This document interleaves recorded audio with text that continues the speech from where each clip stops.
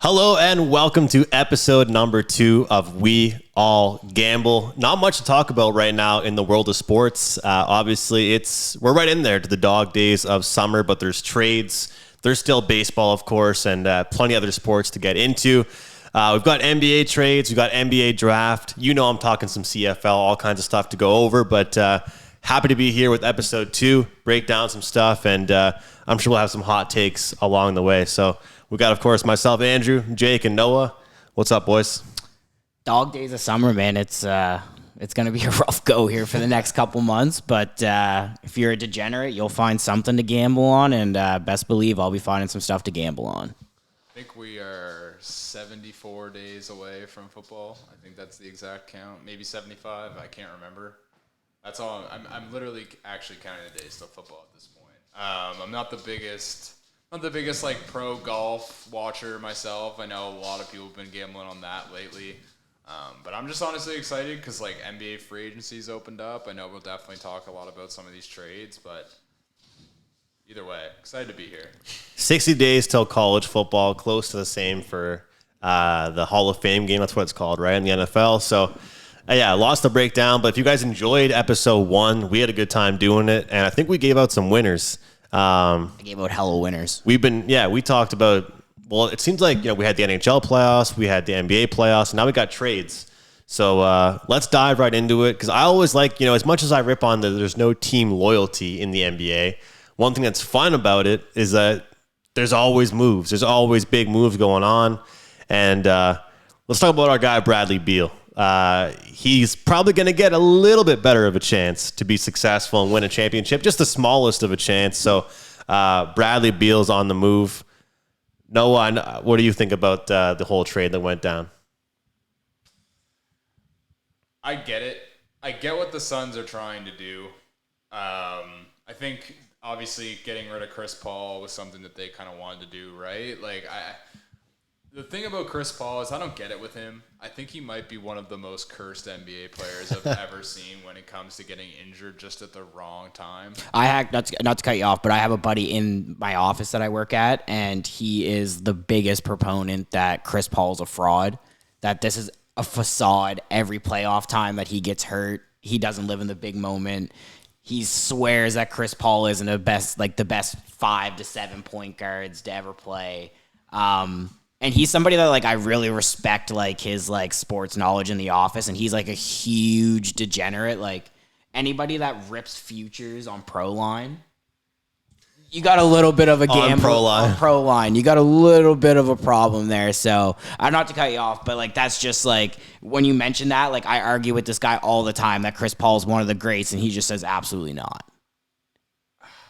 It's getting to a point where you know that argument is always going to come into play, though, because he hasn't really ever done a whole lot in the playoffs. When's the last time you really looked back at a run and was like, wow, Chris Paul, in the playoffs, all-time moments, right? Yeah. It's few and far between. The one thing I guess people would go back to is that Rockets series years ago where they were up against Golden State, then Chris Paul gets injured, then Golden State wins it in 7, right? That's the one time where Chris Paul didn't get injured, maybe. And even this year, if you look at the team, if you look at the Nuggets, obviously they won the championship at this point, we all know. But the best series they had was against Phoenix when Chris Paul was there, right? And even when Chris Paul wasn't there, they were technically the best team to play them. They were the only team to win 2 games against them. They were the only team to keep it relatively close. The last game was obviously a blowout, but Denver, when you really look at their run, very easy walk to the chip. They handled business in almost every series, right? Gave it to the Lakers. The Lakers won one, right? It was Phoenix was the only team that got 2 games. They won the first series 4-1, second series 4-2, 4-1, 4-1. So, yeah. I mean, you could say this year if Chris Paul stayed healthy, maybe they could have done something, because clearly they had no one to really, run the point with 2 all-time scorers in Devin Booker and Kevin Durant, right? And now when you look at this new trade with Bradley Beal going there, I see the same issue, but worse. Now you just have 3 guys who can score 25 points a game easily, but who's running point? I've heard people say, oh, well, they just have 3 guys that can bring the ball up. Like, Kevin Durant can bring the ball up. Devin Booker can sometimes do it. Like, sure. Yeah, but when it comes down to the big moment, who takes the shot? Yeah, that's something that I actually saw Iman Shumpert talk about. That, like, he liked the trade. He was like, they're going to be a great regular season team. But when it comes down to the playoffs, who's going to take that shot? Because you have KD, who's arguably the best scorer of this generation, maybe one of the best scorers ever. You have Devin Booker, who thinks he's Kobe Bryant, basically. He thinks he's Kobe. And then you have Bradley Beal, who's been, a walking bucket since he's come into the league, and he's going to want to prove a point in Phoenix that, hey, like, I'm not just a good player on a bad team. So that's definitely a valid point that the Suns are going to be in, I think, a little bit of trouble come playoff time. We're probably going to see the same stuff. And my thing is obviously Chris Paul got flipped from Washington to Golden State. I don't think Golden State gets any better with Chris Paul either. Like, I feel like these were just like 2 teams that couldn't work out maybe a deal to get the guy that they wanted with each other. So they just kind of used the Wizards as like okay, well, I want Bradley Beal, you want Chris Paul, and the Wizards are just willing to take Jordan Poole. That we can kind of make it this way with an indirect 3-team trade. But I think all around the boardroom, like, they're all kind of in the same boat where Golden State now probably has arguably the worst defensive backcourt in the league. Like, everybody talked crap about Doncic and Kyrie. I think Steph Curry and Chris Paul are just as bad. We talked on the weekend that maybe we think Chris Paul is going to come off the bench, but it's like you're replacing one bad defender for another, and when games get close, you're going to want to have them both out there, and then that's going to create a liability. Clay isn't physical enough anymore, I think, to play the 3. He's going to have a hard time. So I think Golden State is just taking one more swing at it with Chris Paul, and then the Suns are just taking one more swing at it with Bradley Beal to see what happens. But I don't see either of these teams magically just getting over the hump next year. Yeah. I think the next move that you'll see is Ayton's going to be shipped out as Phoenix. And if they're smart, they're going to go for those role players. They're going to go for, he just got traded, but a guy like a Tyus Jones, like a guy like Fred VanVleet. Like, if they could ship Ayton out for Fred VanVleet and maybe, I don't know, I know the Raptors are pretty hard set on the guys that they have, but some sort of, they wouldn't do it, but like a Chris Boucher if they could, right? They need a defender and they need a guard. Like, they need 2 role players in there. And, like, that's where I look at, like, where's Ayton going to fit in that big 3, right? I thought he'd be gone already, though. Like, that's what I was seeing on Twitter from people, like, saying if he was going to be gone, he would have been gone during that time. I think the Suns really like him. And, I get why. Because, like, when he's one of those players, when you look at him, you're like, you probably should be one of the better big men in the league. Yeah. You realistically could be Andre Drummond 2.0 when Andre Drummond was a 20-20 guy. But, like, he's just so weak, man. Like, he's just mentally weak. And in the big games, he just crumbles. So I'm with you guys. I think Ayton should go. I like what you're saying with another defender and another guard, Noah. But I think more so, I think Phoenix probably understands the market for Ayton and what they want to get out of him. They're not going to get, so they'd rather just keep him and see if he gets it together. But what was what do we think of the whatchamacallit trade? Jordan Poole. Oh, it's well, Poole, that one yeah. too. Well, that's what I was Jordan going to say. Poole. I mean, look, I don't care what anybody says. If someone gets punched in a practice, nobody forgot about that. I don't care what anybody says. I really don't think anybody forgot about that. And I think Poole, looking at what happened at the end of the season and in the playoffs, I don't know about you guys, but I've been noticing, like, Steph, like, obviously he's won his whole career, it seems like. He gives looks at people now. He gives these looks, and he gave some looks to Jordan Poole. Pretty much the way I read him is like, you're not me, bro. Like, you're not me. Like, don't, like, that shot you just took, that should be me taking it. Like, relax. Like, I honestly, and I feel like it was him or Draymond going and Draymond staying. Draymond's going to re-sign. I think the big thing is Draymond fits into the structure a little bit better. I think the Warriors panicked when Poole was going to be a free agent, and they gave him that big deal to keep him. And then they kind of realized, like, all right, like, this is our core, and they all got along before he got here.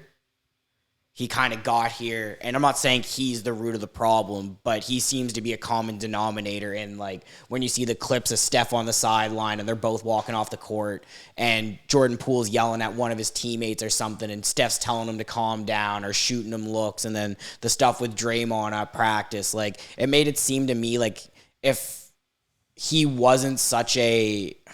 I don't want to call him a distraction because you really don't know what was going on in the locker room. None of us are there.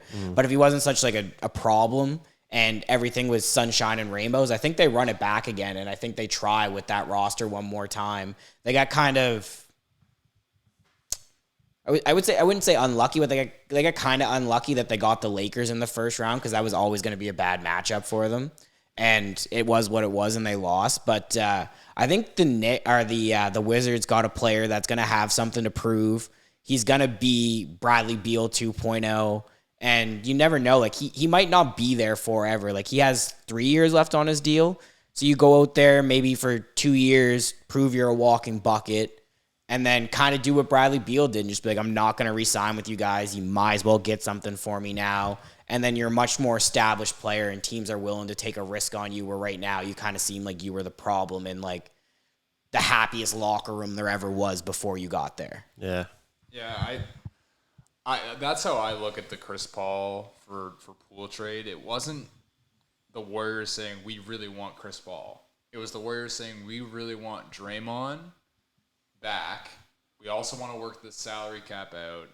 And we're going all in on the last 2 years of Steph Curry's true prime, right?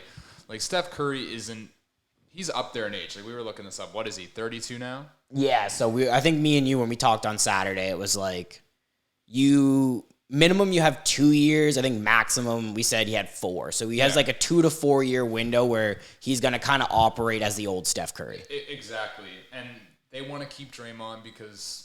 Say what you want about Draymond.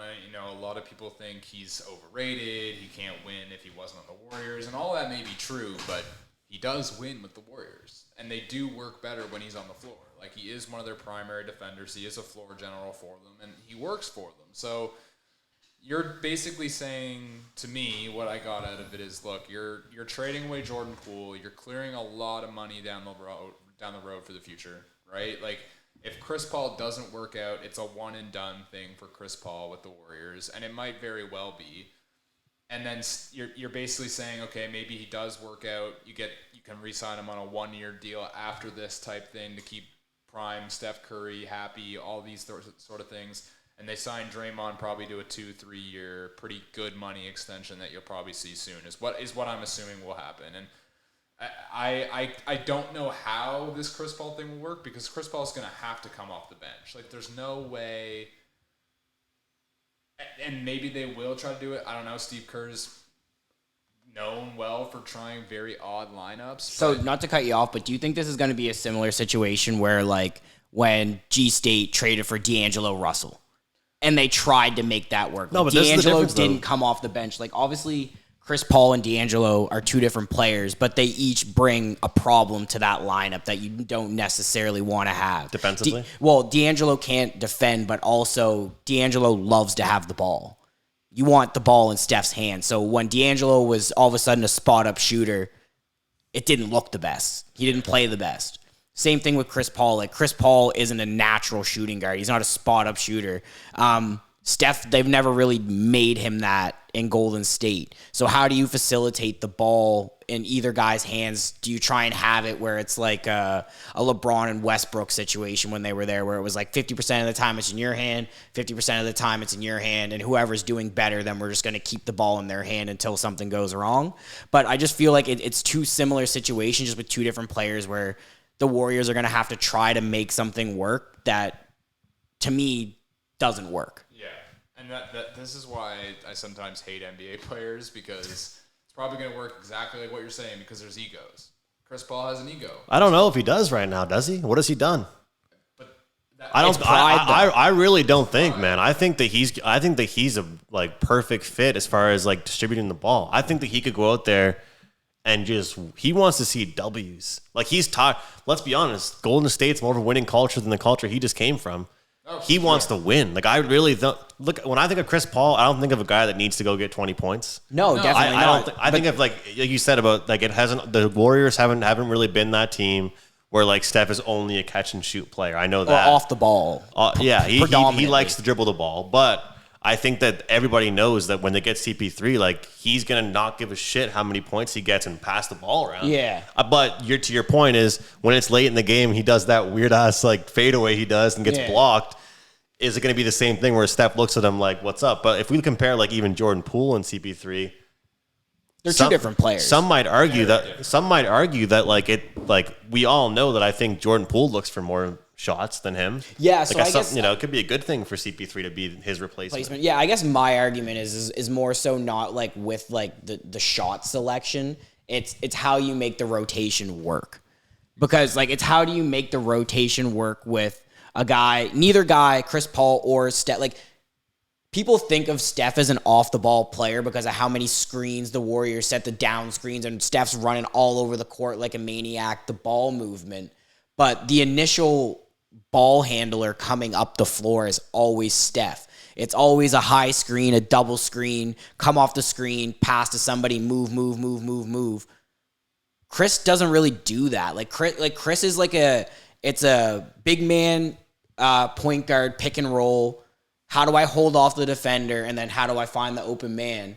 And like that, I think slows the Warriors down a lot. That's not how the Warriors play. They don't play a one-man pick and roll game. It's multiple screen and rolls. It's guys rolling to the rim. It's guys curling.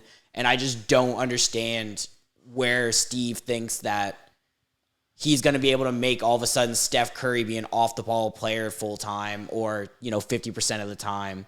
And it's going to work with the same pace of play. And that's exactly why I'm worried about the ego. Because I think that the only way it truly works in the Warriors' favor is if he's the guy on the second unit. He comes in when Steph comes out. Like, yes, they're going to have to be on the floor at the same time, and then that's up to Steve Kerr and how they're going to have to work this offseason to work it in. But I think it's hard for a guy who's always started in his career to then be told, like, it's just classic in the NBA. It's happened all the time. Like, look what happened with Melo. Like, he had a hard time coming off the bench. He finally started to accept it, but that's because he really was at the end of his career. Like, he wanted to be in the league still. Yeah, he just wanted to be in the league. And, like, Chris Paul thinks, at least from what I can tell, and maybe Andrew, you're completely right, but I feel like he still has that I am an all-star caliber player. I can still start for a team and give you 30, 35, 40 minutes a night, which I don't think he should. I think based on his whole career being injured in playoffs, if the Warriors do it right, he'll average 15, 20 minutes a game. They'll get him to the playoffs the freshest he's ever been, and then by that time they'll have the rotation actually figured out, how Steph, Chris Paul can play together. Then he'll actually come in and he won't be hurt. And that's the biggest thing that's the biggest thing that I could see it being successful with. But at the end of the day, I don't even think Chris Paul has to be that successful because it comes back to what I was saying at the beginning is that it was all a play to keep Draymond involved with the team, keep the core together, and just go tell Steph, we are all in on these last couple of years because after you are done, we are going to suck. Like the Warriors will suck. They've been so good for so long, man. Exactly. Totally. But it's like they're just saying, like, look, it's going to be a rebuild after you're done.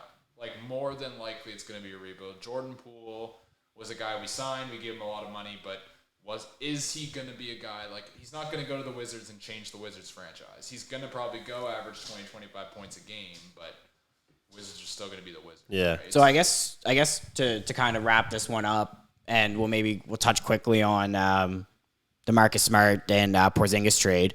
But to kind of keep it simple, because we're I think at the end of the show we're gonna give our quick way too early NBA Finals winner with the odds. But I guess just a quick way to wrap it up would be for the Suns, do you think they'll do better or worse than they did last year in terms of where they made it to in the playoffs? And same thing with the Warriors. Do you think they do better or worse than they did to end the playoffs? So obviously Phoenix went out in the third round. Correct? Second round. And G-State went out in the first round. I think personally with G State, the aging roster, I don't like the move. I think they probably finish somewhere similar. I think depending on how they do in the regular season and what type of matchup they get. And the West it has some emerging teams still coming out of there that I think Golden State probably goes out in the first round again. And then I think of the two teams, the Suns have a better chance of going deeper and maybe making a, conference final or finals bid. Golden State actually made the second round this year. Or second round, sorry. They lost second round to the Lakers there. Easy to forget. Yeah. But so both teams went out in the second round. Yeah. I think G State could even go out in the first round next year. And I think the Suns have the better of the options just because of you have 3 elite scorers, you have quote unquote really good on his day big man, and you're basically just missing a ball handler, which maybe you can get out of Cameron Payne. But yeah, I think the Suns are going to do a lot better than the Golden State Warriors will this year, and I think obviously it was an indirect 3-way trade, but I think the Suns were the team that came out on top out of those 3 teams. I remember you're calling me a LeBron hater during the playoffs, and I think if anything, I might be more of a hater of KD. Like I saw a list the other day of how many different teams he's played on with like all-stars or like 40-point scorers and stuff. Like that team is built with like 3 of the top, I think it was like 7 40-point plus scorers. Like how many times each player has gotten at least 40 points in a season or whatever. Those 3 players now on that team are like on the top of that list. Yeah. But again, it might be like not enough, role players and like way too many like bus drivers. You know what I mean? Like way too many guys that want to be the leaders. To be honest with you, like I'm not trying to hate on Jordan Poole, but I think that actually might be good to get him out of there. Like I think that it's nothing against him personally. It's just that like he wanted the ball more. Where I really think I think what Jake said about Golden State, like you summarize the play as well. Like he summarized how they play well and like what CP3 usually does. But I think, Coach Kerr doesn't get enough credit for what he's able to do. I think he'll be able to make adjustments for Chris Paul. And I think Chris Paul's best asset is his passing. So if he puts the ego aside, which we're all trying to figure out if he can do, then I think that they'll be more successful than the Phoenix Suns. I think that during the regular season, depth doesn't mean anything in the playoffs or depth doesn't mean anything in the NBA. But once you get to the playoffs, you have to have other guys. Like, I don't know what the deal is now with the Phoenix Suns. Like, they're just like, yeah, we've got these 3 guys. Like, this is it. They better all do it. I mean, obviously, it's 3 really good players, but I don't know. I want to say something as well. Do you guys, when you look at, like you said, like Bradley Beal wants to prove he wasn't just a good player on a bad team. I think the same thing goes for Jordan Poole. He wants to also prove he wasn't just a good player on a good team. It's kind of like that expression, I think, works both ways. I almost think sometimes it can be tougher to be a good player on a bad team than it is to be a good player on a good team because Poole look at who was around him. Thompson, Curry, like so many good players. But just imagine going from playing with Steph Curry to playing with nobody. No, I know, but look at like if we watch his highlight tapes, how many highlights on his highlight tape is like him creating for himself. Brad Beal can like literally be like, I'm taking you on 1v5. But with the thing with Jordan Poole though too is like you have to respect Steph. You have to respect Clay. You don't have to respect anybody on the Wizards. But you know what I mean? My counterpoint is with that respect leaves you wide open. Yeah. So like I think it works both ways, but I think you definitely benefit more from playing with a good team than playing with a bad team. Like when you have to D up Brad Beal and he's not kicking it to anybody, or you know what I mean? Like if somebody drives, okay, then yeah, it'd be harder to play on a bad team. I think I definitely agree with that. I think I definitely agree with that. But with that being said, you don't have to worry about you putting up 30 shots a game in one game, going 8 for 30, and having 3 Hall of Famers down your neck. Let someone care. Yeah. I mean, those are your shots. Washington right now seems like the place where all the guys that people have question marks about go and then have good seasons, and then people are like, oh, they're good. Like Kyle Kuzma. Yeah. Kyle Kuzma went there, and people were like, see, told you Kyle Kuzma was good. It's like, bro, he can do whatever he wants. He's one of the best players on Washington. Yeah. Nobody even knows they exist. Like, if you're a Washington Wizards fan at this point, like, what are we doing? Like, I feel bad for you. Like, that would be horrible. Like, their team is just a turnstile for average players to come in and put up good numbers, and then they talk about them like they're these guys. Like Jordan Poole is going to average probably 25 points a game next year. Yeah. It wouldn't shock me at all. He can shoot, he can play, and he won't have any pressure. There's going to be no pressure on him to win. Like, he just gets to go out there and show to everybody that he can score. But to give my answer to the original question, I actually like what Golden State did with Chris Paul. I actually do. I do. 2-on-1. I 2-on-1. do. I agree with what Andrew's saying. I do worry about the ego. I do. But I don't think it's going to matter. I realistically, I don't think, like, Jordan Poole this year showed that, it was still Steph Curry carrying the load for that team. It's still going to be Steph Curry carrying the load for that team. It's only going to go as far as Steph goes ultimately. I think Chris Paul is a great addition because he can pass very well. Odds makers also thought, they got better too, but I'm assuming that's also because they're thinking they're keeping Draymond at this point. And I think Chris Paul is going to be healthy by the time playoff comes around. He's going to want to have that thing to prove, but at the end of the day, even if he's not healthy, you get rid of a guy that was this year causing a lot of problems for the Warriors in the playoffs, like making really dumb plays, taking really bad shots. Like, I think overall the Warriors are going to do good. I'm interested to see what's going to happen with the Suns because there's got to be one more signing or something that goes on. Close the chat. There's got to be one more signing that happens. That's just some free agent guys that are vets that are going to be role players. There has to be. Like, if they don't, they're just going to be way too top heavy and just continuously prove that, like, just like the Nets proved. The Nets were a team, everyone was like, this is going to be ridiculous. Harden, Kyrie, KD, they played like 20 games together in like 3 seasons. It was horrible. I just don't see that necessarily working. I think they'll probably finish with the 1 seed because, as you said, like the regular season, like they could sit one of those guys every night during the regular season and still probably blow out teams because they'll be putting up 140 points a game and teams aren't going to get a rhythm. But once that all happens, it'll go. So I don't know. I'm interested to see what will happen. I like the Warriors probably a little bit more personally than the Suns, but I don't know. It'll be fun to watch. It'll be a really fun team to watch. And, like, I think that when you look at that team, I mean, like, there's just so many superstars out there. I get it. Like, I mean, it's going to be really hard to stop those guys. So, for sure. We'll see what happens. I will say this. Like, I'm not saying that you were directly comparing it, but, like, I don't think it's the same James Harden and Kyrie Irving deal as it was in Brooklyn. Like those guys want to win. Like, I'm not saying that Irving didn't want to win, but like, let's not go down this rabbit hole. He did sit out for a while. Like we'll spend a whole episode. No, but those 3 guys aren't the same as the other 3 guys. Yeah, we'll spend a whole episode dissecting this trade. I don't know how long we've been talking about this. All right. Marcus Smart. Last trade. We'll do. Okay, let's do quick with the Marcus Smart trade because I really like what the Celtics did. And then, I do. Oh, fuck. We're going to be debating Jake all night. I do. And maybe quickly touch on, like, the NBA draft. Like, super quick. We can maybe just talk about, like, 1 or 2 things that we liked from the draft and kind of just dive right into maybe NBA futures. And then just because I want to save some time for Andrew to get out his CFL picks. Those are money. I don't know if you bet those the last episode, but if you didn't, you're a fool. And then maybe just wrap up. I have like one soccer future that I want to give out. I want to give it out because it's just the start of the tournament, and I think this is going to be your best time to get the odds.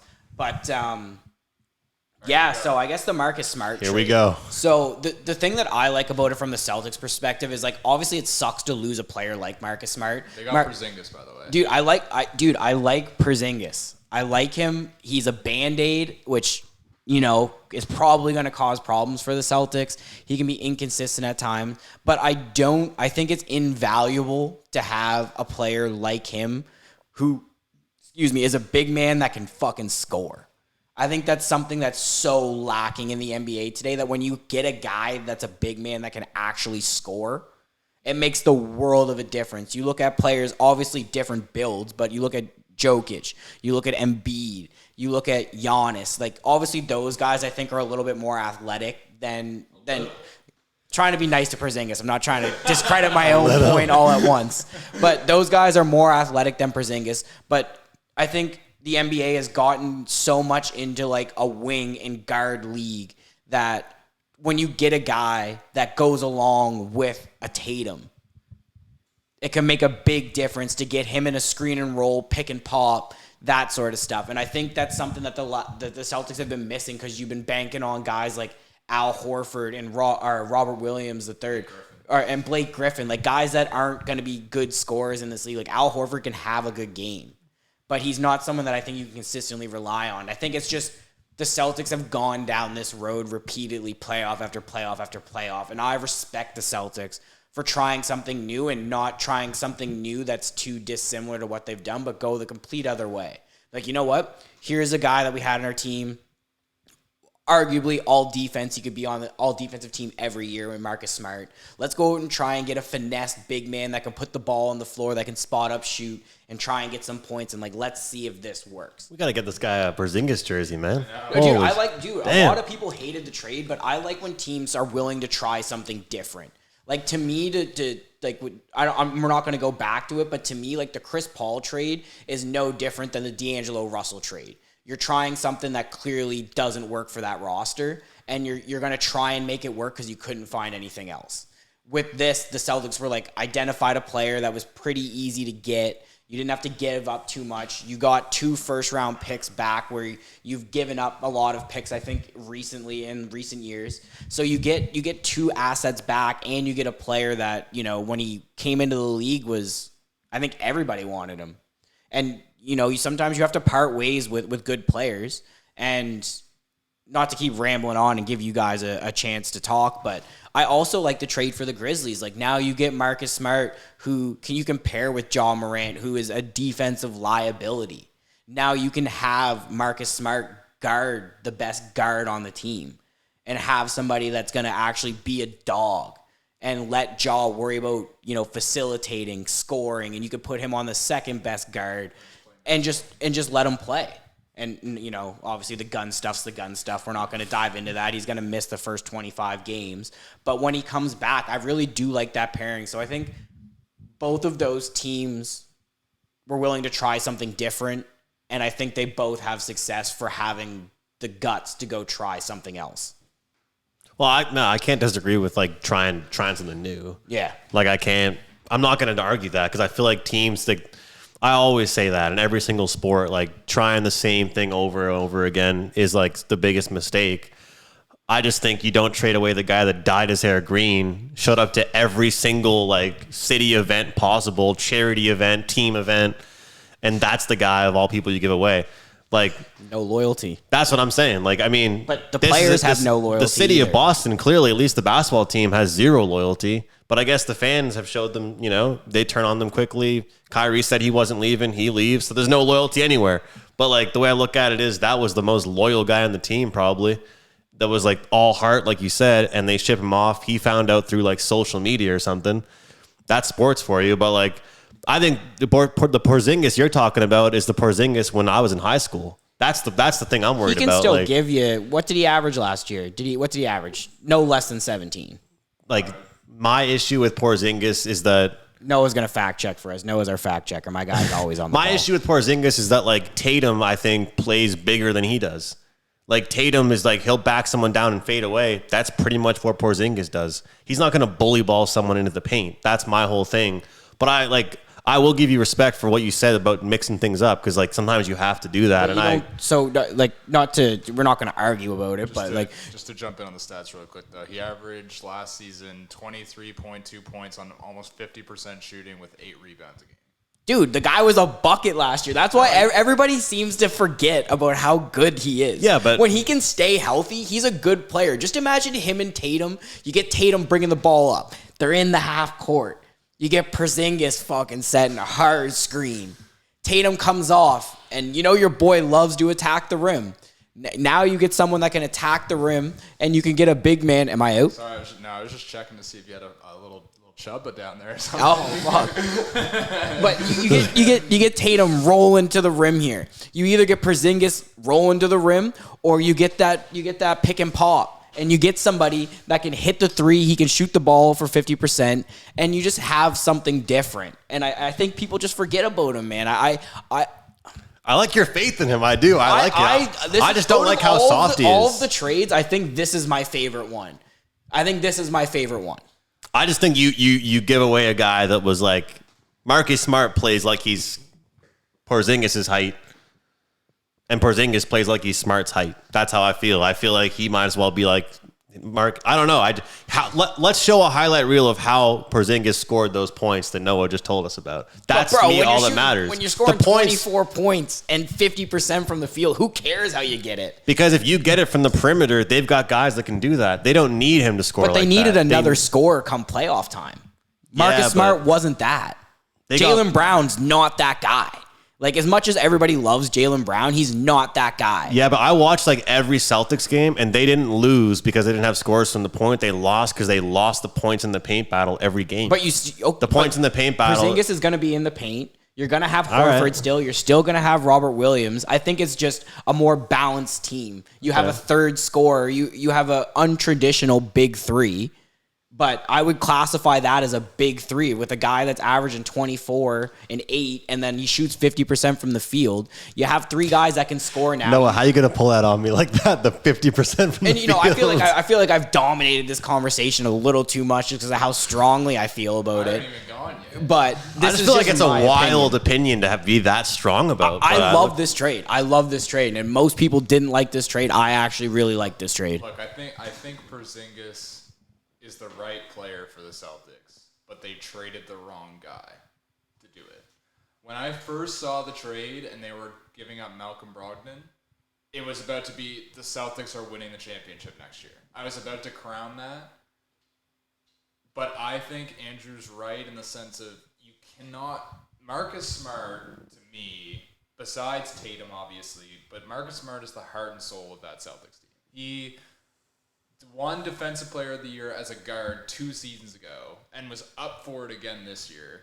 He's one of the best defenders. He keeps that team together. He's the floor general. Now, you have two guys in Tatum and Brown, who Brown has no bag at all. The way he dribbles the ball looks like how I would dribble the basketball. He can't go left. He cannot go left. He can be great, but he's one of the most inconsistent stars I've ever seen. Then Tatum's great, but the knock against him right now is that people are concerned that he can get it done in the big game sometimes. Because, yes, he showed it in the Game 7 against who? Gosh, I don't know. I'm blanking. It was just he scored 52 points and there were 51 points in the Game 7.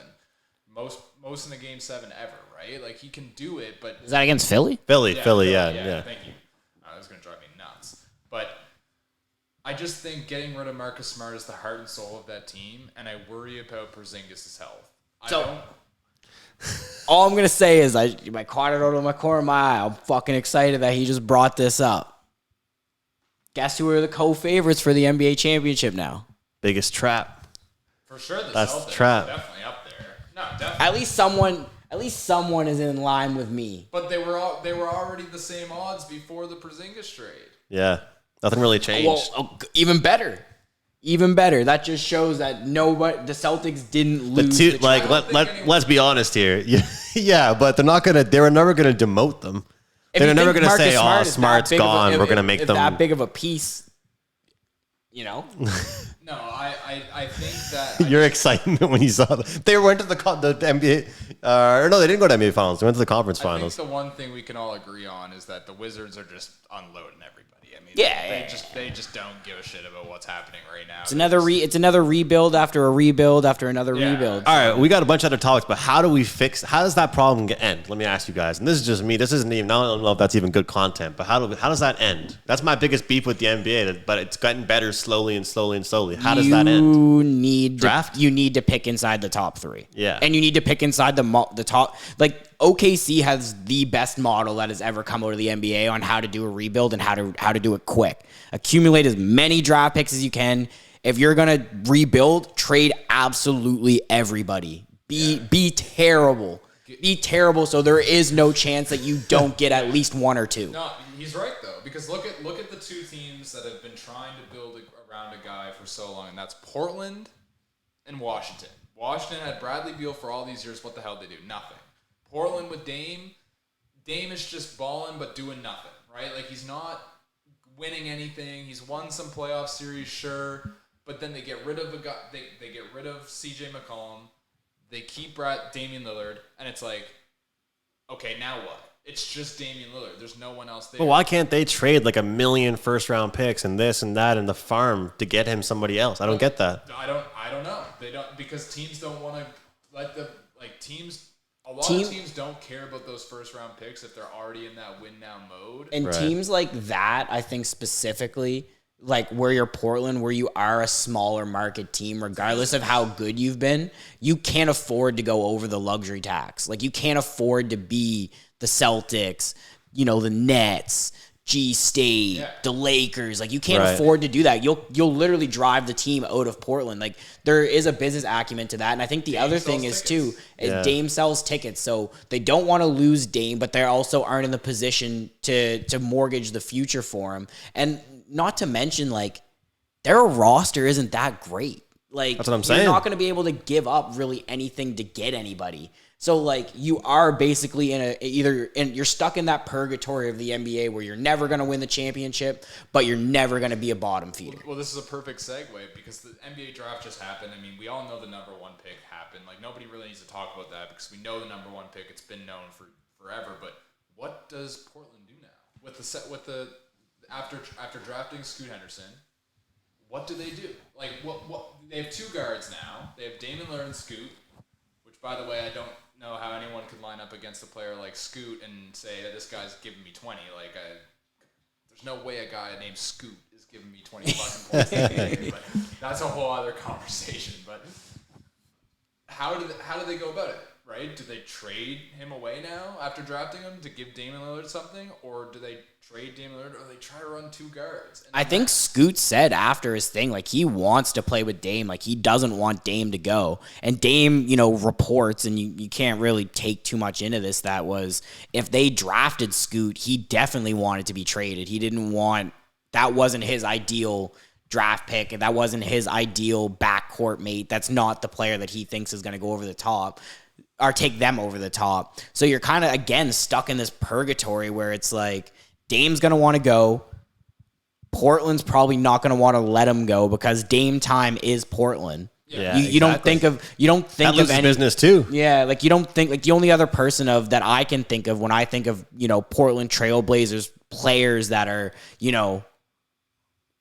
I think Dame's a Hall of Famer regardless of what happens in his career. He's going to be a Hall of Famer. The only other person that I can think of that's on Dame's level is Clyde Drexler. I think it's Clyde Drexler and Dame. If you want to put Dame and then Clyde then Dame, I don't really care. But those are the 2 Portland greats in my opinion. Yeah. And you definitely don't want to part ways with somebody that, your fan base and I think most of the world identify Portland with as them. So I think I think he's in purgatory for another season. They're going to be battling for the playoffs. They might make the playoffs. They might not make the playoffs. And then next offseason is where you're going to see, I think, Dame really cause a fuss. If Dame wants to go, I think Dame's going to get out next season. I think the only place Dame goes if he's going this year is the Heat. I think the Heat will be the only team that will put enough up that will make it worthwhile for the Heat, for Portland to actually make something happen with Dame. Because, that's exactly what the Heat are missing, is a guy like Dame. Clearly, we saw that in this playoffs. They just run out of gas. They don't have that real... Jimmy can score, but he can't score like Dame, right? Yeah. And if Dame was on the Heat... And Jimmy doesn't want to score like that. Like, when you actually think about Jimmy, he doesn't want to score like that. That's not the type of player he is, but he has to be. Exactly. And if I'm not saying that the Nuggets wouldn't have won this year, even if the Heat did have Dame, but that would have been a very, very interesting series if Dame was on the Heat this year. I've been a real fan of him sticking to being loyal, but like, I have no problem now if he leaves because the team hasn't done anything around him. And I get what you guys are saying, like, what could they have done? Like, it's a little middle point, but I can't wait to see the player he is on whatever team he goes to. It's going to be awesome. I'll be cheering for him no matter what team he ends up on, no matter if it's in this next year, this year. I'll be looking forward to cheering him on. Yeah, so I think we've done a lot with the NBA. So I think just to wrap it up with the NBA, I think I love the Porzingis trade, my favorite trade. If you couldn't have already told, then I don't know what you're watching. Really love the trade. I guess to wrap it up is let's just give out an NBA future here of one team way too early NBA champion. I think this is fun because if you give out somebody at the start of before free agency's even started and they win, I'm the man. I'm the absolute man. If you say the Celtics are not going to be so I'm not going to take the Celtics, surprisingly, after the way I kind of spoke about them. And I'm only doing that because, I don't want to look like an idiot. I don't want to take the Celtics after just, pretty much professing my love for a Kristaps Porzingis trade. But for me, I think I have to go with either the Nuggets again, which you very rarely see back-to-back championships in the NBA anymore, or I think maybe the Bucks. I think the Bucks are kind of a sleeper. We don't know what would have happened if Giannis didn't get hurt, and I think for Giannis to not play, he must have been extremely hurt. So what are the? Isn't Middleton leaving though? Pretty sure he's. So he declined his option, but that's probably to get paid more. Is he going to go back? He's going to go back because I think he can get. I think he can get the super max that isn't the super max. Right. Jaylen Brown super max. So I think they're that's why he declined. They're the fourth highest favorites. So at plus 750, I think that's a great bet to take Milwaukee. And then one sleeper team, I think maybe you could put some money on. I wouldn't really call them a sleeper, but Memphis. If Jaw comes back and he's playing the way he's gonna, I think he's gonna play. I think he's gonna have a point to prove this year. Getting rid of a clown like Dylan Brooks and bringing in a character guy like Marcus Smart is, I think, a really good play. I said I liked both teams' trades there. So if I had to pick three teams that I would maybe sprinkle a little money on each of them, it would be the Milwaukee Bucks, it would be the Memphis Grizzlies, and then I would also put money on the Celtics. I think those are the three teams that I would pick, and those are the three teams that I'd be willing to maybe bet money right now on them. I'll keep it short and simple. I'll say Warriors 13-1 and Cavs 28-1. With the Cavs the pick, young Cavs team. It's literally they came fourth in the East. It's whenever I make a future like that, it's with the purpose of hedging. When I get to the playoffs, if they get past one round and you got a 28-1 ticket in your pocket, you can hedge the rest of the way. You can bet against them the rest of the playoffs series wise and make money. That's why you bet these 28-1s. I don't think they're going to win. It's not one of those 28-1s where I think they're going to sneak into the finals, but if they win round one, then you're pretty much playing with house money, just betting against them the rest of the playoffs. That's why we have a professional handicapper on the show, just so you guys know. You're going to hear a lot about Andrew and hedging, and he's going to make you money. I'm not against it. Follow the money and follow the pro. And on this show, that's Andrew McGinnis. Yeah. Well, here's another thing that I don't think anyone's talking about. I think Cleveland is a very, very, very high probability of landing Damian Lillard before the season starts. I think they have the perfect pieces to trade for him with either Darius Garland. They could trade a Jared Allen because they have Mobley. They could make a package that Portland could seriously listen to that could actually seriously work. And that's a place where if Dame did go with, Donovan Mitchell, Evan Mobley, the squad that they have, getting rid of a couple of the role guys, obviously, for Dame, that's somewhere where I think Dame's going to go. But my two actual future picks that I like both depend on trades. Well, not trades. One is going to be a free agent signing that I think everyone's overlooking that I think is definitely going to happen because I can't see why it wouldn't. But I like the Lakers to win it next year, and I can't believe I'm saying that because I think Kyrie's going there. Jeez. I think Kyrie's going to the Lakers without a doubt in my mind because he's a free agent. He's already been seen trying to recruit LeBron to Dallas. He wants to play with LeBron again. LeBron and Kyrie work. It's proven it works.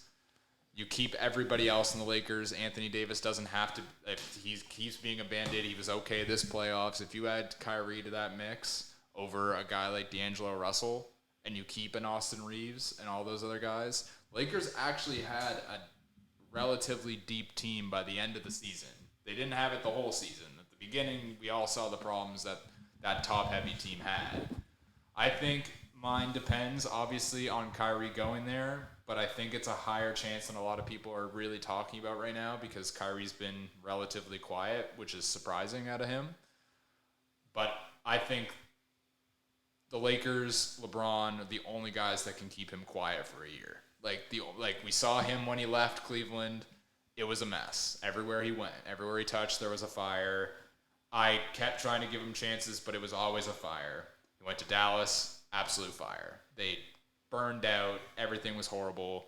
They didn't make the playoffs. They went from the 5th or 4th seed to the 11th. Yeah. Right? Like they didn't All-time work. bad. So why would he go back to Dallas again and keep that experiment going without, he was trying to recruit LeBron.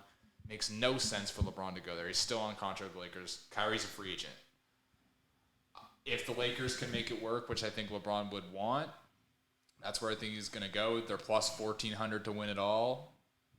I think that's somewhere where I like. And the other one is the Heat, because I think they are going to try to go for Dame. I think Their odds were kind of surprising to me, actually. They're pretty good. 1,800. Yeah. Right? Like, I think it's just more so I'm going to let you finish there. Just with the odds on the plus 1,800. I think it's just you've seen them go there twice, and they don't have the players.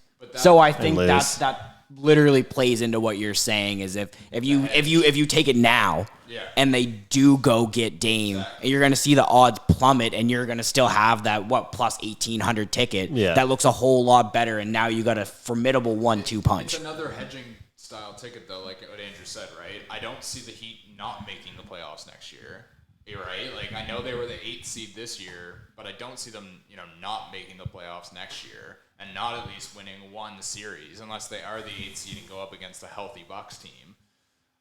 I just like that odds, right? Like, I think those two are my super early picks. Obviously, very dependent on things that could very well not happen. It'll make me look stupid, but that's where I'm going right now. I like it though. That's the point of making futures. Like we're sitting here talking in June, right? Yeah. Is like you're like the whole entire point is projecting. Hopefully they're gonna trade someone, or you just like them, obviously. Yeah. But, so basically, what we're saying is I'm chalk. No. And you guys are the pro gamblers. I don't know what I'm doing. I don't know what I'm doing. No. What I was gonna say is that I get it. Put it this way. I get it. You said it yourself. Miami didn't win. Yeah. But chalk wins in the NBA. Yeah. Right. See, I agree with you guys. Is like you do want to take the plus 1,800s. You gave 3 picks though. Yeah, I gave 3, but the lowest odds was what? Like Memphis was what? Plus 1,000. No. 2,500. 25. Okay. Same odds as the Cavs right now. Okay, never mind. I rescind. You're good. I rescind. You're all good. So like that same as the Cavs. I mean, it's actually probably a better hedge than the Cavs, maybe because. I mean, Memphis was the 1 seed this year. It's not like It's not like they went back that poorly. They're just thinking that they're not going to go far because missing those 25 games without Ja is going to hurt them. But Memphis usually actually technically seems to play better without Ja sometimes. Yeah. I don't know. That's just a weird thing that happens. And Marcus Smart's a glue guy, like you said, right? The only weird thing you've done is that you were basically sexualizing Porzingis earlier, and I just didn't know how to feel. I felt a little uncomfortable. Hey, I love the trades. But should we get the picks? I was going to say, to get off NBA here and kind of wrap this up, I don't know how long this has ran, but let's go to our resident pro gambler here, Andrew McGinnis, at McGinnis Picks on Twitter. I think we're going to see a little bit more out of the picks from Andrew on the podcast as they've been coming. You might see some live tweet stuff from his account. You might see it from the Mayflower account moving forward. Yeah, the boys have been firing with those. I always trust Andrew. Like, there's very few times if Andrew says to take something that I don't, and if I don't take it, I'm saying like 90% of the time it wins, so I'd rather just lose and go down with the shit. I gotta text you next time I text him something and he doesn't take it, because then the next one I'll lose, and then the only thing I didn't take in like the last like 3 weeks was one pick that lost, and it was because I forgot. It wasn't even because I didn't want to take it. I literally forgot. I was like, I'm locking it in, and just didn't lock it in.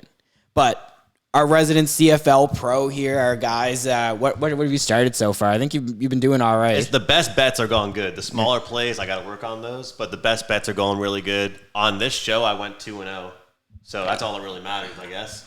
100%. Short week. 100%. Only 3 games in the CFL. I mean, can't be hard to like just put in your time, put in your work, and find one winner out of these 3. It's on Monday, so you got some Monday football. BC and Toronto. The line opened up at like pick'em -1, moved to -2 now for BC. this is short and simple. It's the best team in the West, the best team in the East. When you look at these two teams, when you look at two of the top teams, the first thing I look at, everybody should look at, I think, is defense. Which team has the best defense? Which team has the best pass rush? That's BC. I think Toronto is a good team, but they've played really bad defenses so far. And I just look in, especially week 3 or week 4 of an NFL season, college football season, or CFL season, look for the overvalued commodity, and that's Toronto, I think. So BC on the money line, -2 team total. We're loading up on BC Lions. Jeez, your boys locking in. Let's take it. So for the people, because you know me, I'm not betting 3 CFL games. You're lucky to get one out of me. What of those? What's your favorite? The money line, the spread, or the team total? Because I know you. You're gonna have one that you're probably gonna go a little bit heavier on. You're not gonna go evenly across. Honestly, the number's moving, but it's like -120, 125 on the money line. In the CFL, like if it was NFL, like -2 doesn't really mean anything, but there's all those like wonky 1 points, with the rouges and that stuff in the CFL. So just take the money line, 125, and take BC. Okay, and just before we move on, just to give some people maybe a little bit more context, because I think personally, like I don't know enough about CFL, and I'm sure there's probably going to be people out there that are going to want to bet this, but maybe want to know a little bit maybe about like the betting portion of the CFL, because I know you were always a big proponent of when you told us, like, I'm giving this pick to you guys on Wednesday, but the game's not till Monday because I guarantee the line's going to move. Right. Is that like a very common thing in the CFL where like when lines come out, it's not so much like the NFL where like the NFL, the lines come out, they might move a point in either direction if nobody gets hurt. The same teams are, like the same lineups are going out there. There's no surprise injuries. In the CFL, though, you would say like the line's a little bit more volatile where it could be, I think last week you were saying like there was a game that was like -2.5 for one team that you liked. Or no, the over. It was like you liked the over 47 and then by the like 2 hours before the game or something like that, it was up to like 51. Over 51.5, and you were like, oh, we're definitely taking the under, and we took the under and won. Yeah. Well, you put it this way, like only times you're seeing a massive move in the NFL is like Patrick Mahomes gets injured or like a star player. But those types of moves, and I think it goes to the point where like if you look at somebody, if you're betting like WNBA or like, and I don't really bet that, but sports you're like getting that, into it though. Don't lie. I am. Don't lie. But that's the thing is like the hardest sport to bet is the NFL. The hardest absolute sport to bet. What does everybody our age bet the most? Right? Yeah, definitely NFL. That's what the books, like the bookies and all those people spend the most time researching. They have the sharpest numbers. So like if somebody went in and just put a bag, like all these smart people, like the sharps they call them, put money in on, let's say a team that's -3 and they move to -3.5, it might get to -4. And that is considered a big move. In the CFL, that's like nothing. Like you're going to see a team open up at -2.5 and they could close at -5.5. So this is like the biggest sport where like, if you're taking this pick, you want to take it fast. Like it is the 2 best teams. So I will say like, it might not move like drastically because it's the 2 best teams in the league, but it opened up pick'em. It's at -2 already. Wouldn't be surprised if it closed -2.5, -3. And you know how important those key numbers are in football. So it's huge. Right now. No way. Yeah. This is BC? Yeah. Well, there you go. See, that's what he was saying. -150 money line now. Wow. Yeah, so you heard it here first, man. Unbelievable. The CFL lines move, so when Andrew gives those out, don't wait. I'm a big person that Literally just about to put the bet in -150 Wow. now. I'm a big person that I don't like to bet early games, but when Andrew gives me a pick for the CFL, like you have to take it early. Just you could see the line movement here in like a day it's moved already. Yeah. 2 days. This like, morning it was -1 at one book, so that's crazy. so the lines moved 1.5 points at certain books. Yeah. But let's go Lions. let's go Lions. Make sure you're betting Andrew's picks. Andrew is money. He gets on hot streaks, and you don't want to be on the wrong side of the hot streaks. Now what do you guys got? All right, for me, I'm going to go a little bit of a different route. I'm actually going to go, because what I want to give out, I can give out on next week's show, and it's going to be a little bit closer to the UFC event, so I'm not going to give it out yet. UFC, I'm not going to lie, I called Charles Oliveira plus money. Give me that. I lost on the under 2.5 rounds. I would have lost on my original pick, which was the fight not to go the distance, but I'm not going to lie, women's MMA is like so hard to bet because it's so chalky and you can only bet unders with any sort of value. So, I took a gamble, lost, whatever. But this week I'm actually going to go. I mean, it's funny. We talked about in episode 1, like, I don't like to give out futures, but I'm coming back with another future. You guys are going to learn. Big soccer guy. I love when soccer's on. And right now we have the CONCACAF Gold Cup. So it's basically all the teams in North America come together, international teams, I should say, come together for one tournament. Not going to lie, a lot of the big players from each nation aren't there because the European preseason starts up in a couple weeks, so they don't want guys hurt. So you're not going to see like the Alphonso Davies, the Jonathan David, the Kyle Larens at this tournament for Canada. You're going to be missing like Christian Pulisic and guys like that from US, guys from Mexico, that sort of stuff. But my pick is, and it's tough for me to do this because I don't want to do this, but I'm giving out to win the tournament the United States at plus 400. It's either plus 400 or plus 450. I don't know if it's moved yet because the U.S. won their first game, so it might have moved just slightly. But my big thing is the U.S. pretty much have their full roster minus 4 guys returning from the last Gold Cup. For a tournament like this where you're playing a lot of, and I hate to be disrespectful, a lot of second-rate nations. You're playing teams like Guadeloupe, Trinidad and Tobago, teams like that don't qualify for the big tournaments. This is their kind of big tournament, but they don't have the quality of like a tier 2 US team or a tier 2 Mexico team or a tier 2 Canada team. So I think, and even like a tier 2 Costa Rica or Panama team, like there's really 5 teams in the CONCACAF Nation Gold Cup where you could see them winning, and I wouldn't even put Costa Rica or Panama in there. It's a big 3 at this point with Canada, US, and Mexico. I think the US at plus 400 is obviously a little chalky. They're the favorites to win, but I think just with the returning lineup, they have enough depth. They've had the guys that are playing have been playing in the MLS all season long, so they're in game shape. I think Canada's lack of ability to score against a Mexico or the U.S. is going to hurt them if they meet them in the finals, semifinals, whatever. But it feels bad to be betting the enemy nation, the enemy nation here on such a chalky line at plus 400. But I think just with the roster that they have and the returning guys, you could definitely take that and not sweat it out. I think if they lose, it's going to be in the finals and it's going to be to Canada or Mexico. And if I had to put my money on another team to make the final or to win, it would be Mexico. I think Canada's going to go out in the semis. I think it's going to be a US-Mexico final.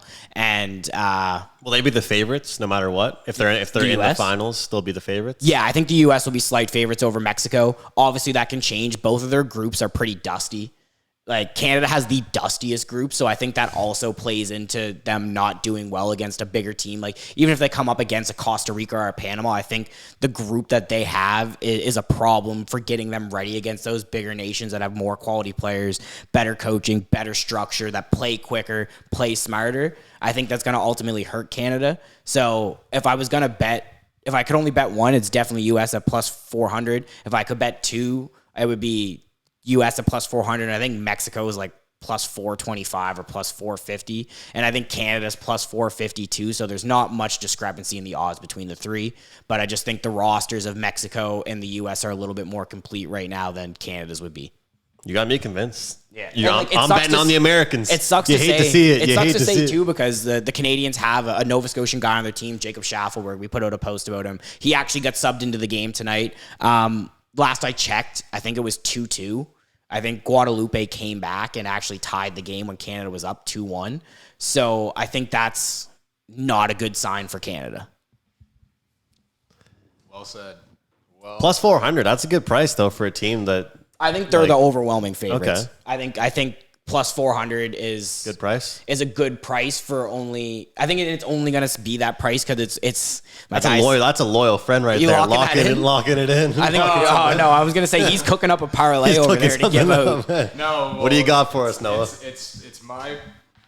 I'm just doing some research on the side on my pick to make sure that I got something that would at least put some numbers to it. And I have a baseball pick. It's only one. But I think it's the only thing is that it is happening tomorrow night. So the problem is that it might be coming out the day of this podcast. So it might be happening tonight when this does release, and you might be hearing this. But All right, we'll get it out tomorrow, and that'll be the clip that we throw up tomorrow. Is Noah's baseball pick. I like the Cincinnati Reds against the Orioles money line plus 150. And the reason I say that is looking at the last game that they played tonight. They actually were playing, but they were up 2-1, but it's delayed now. So the game got delayed, rain delay. It's TBD, so it's still going to happen tonight. I don't know what the result's going to be, but the Reds are up right now.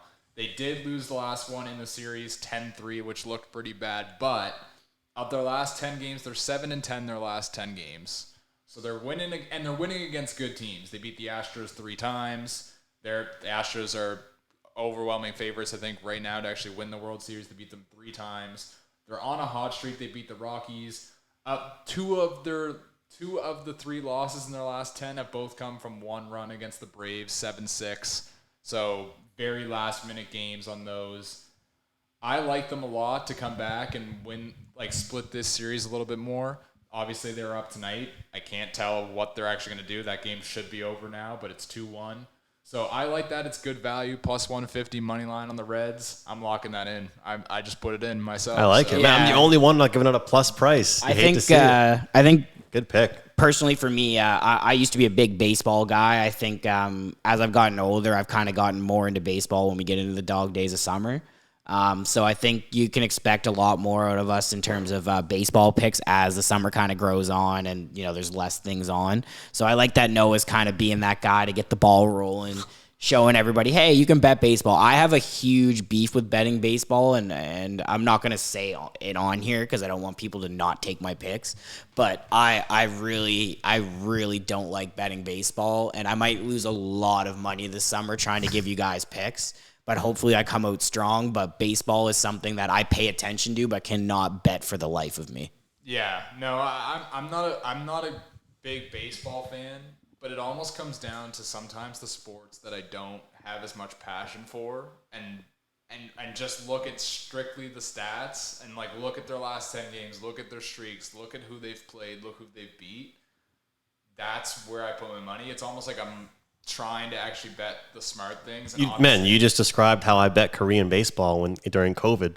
Yeah. I didn't know any of the players. I just looked pure research. Yeah. And I know Cincinnati's been hot this year. There's been lots of weird commotion going on in that locker room, especially in the media too, because honestly, for a long time, they were one of the worst run baseball teams forever. People doubted them forever, and finally they're actually having a good season. And sometimes, there's already been talks about trading some of their better players, and they're like, what are you talking? You can't, right? So I think they still have stuff to prove. I still think they're one of the better teams. I think it's really good value. I know the Orioles are also a very good team this year. They've also put up their record, I think they're one of the top. They're in the lead in their division as well, but I just like it. It's good value. Cincinnati's been hot. Yeah, they lost the last one to the Orioles, but tonight they're playing. It's looking like it could go either way. Cincinnati's up. I like them to take tomorrow night's game for sure. I think too, baseball is one of those sports where you can I find it's easy to get caught in the chalk. Oh yeah. You'll see a team that's minus 250 and you'll be like, fuck it, I'm throwing that on a parlay. That's a guarantee. And then they just lose and you're just like, I thought that was a given. Why was it minus 250? But it's just because it's one of those sports where they play so many games that you could have an off night against the worst team in the league, and the team that has the off night isn't going to think anything of it because there is 162 games. Exactly. Yeah. So they just don't care. But the Royals are going to win 50 games this year, 60 games this year. You know what I mean? Yeah. That means 60 times a favorite's going to lose. Yeah, exactly. So I think just to kind of wrap this up, I know this one's been a little bit long because we've had some passionate discussions about the NBA. But just to kind of give a preview for next week, I think next week we've decided, this has been a big week in the NHL so far with trades and then the drafts this week. I think it was a little bit too late notice with all of the movement that was going on for us to actually give a proper dissect of what we thought of the trades. And obviously with the NHL, there's a lot of trades come draft day. So we're hoping, there's a lot more moves. There's a lot of good news to come. That's going to be more stuff we could talk about. I'm going to be giving out, I think, a couple UFC picks next week. There's a really, really, really good card next week. It's in my opinion, it could be one of the cards of the year. There is nothing but bangers on this card. Yuri Rodriguez is fighting Volkanovski. Robert Whittaker is fighting Chris Duplessis. That's going to be a title eliminator. There's a bunch of guys on there that are, I think it's going to be one of those cards where if you take the fight not to go the distance or the under, you're going to make a bunch of money next week on Saturday. So that's one thing. And then just one other thing I just kind of wanted to plug before we get out of here. Mayflowersports.ca website. We're up and running. There's going to be content on there. Obviously, check out our socials, YouTube, Mayflower Sports. Our Twitter is Sports Mayflower because some bum hasn't been on Twitter since 2012, and we still can't get this username, which drives, I know, Andrew personally insane. And then also check out our Instagram, Mayflower Sports. You're going to see a lot more content rolling out. We're going to have a separate podcast with interviews with people from the city that are doing cool things, sports people, music people, just people that we think are really cool in the city that are doing a lot of great stuff. But just be on the lookout for more content and more content like this. Obviously, we missed last week. Me and Andrew both had some stuff come up in our personal life that we had to attend to, so we had to scrap last week. But this is going to be a once-a-week type of podcast where we're going to come in, especially during the dog days of summer. We're going to be talking news, and then we're going to somehow try to affiliate that with betting. But I don't know if either of you boys have anything to add. My guy's not even talking into the mic there. Just hit a quick yell. But for episode 2 of We All Gamble, I'm Jacob. This is Andrew. This is Noah. We look forward to seeing you next week for episode 3.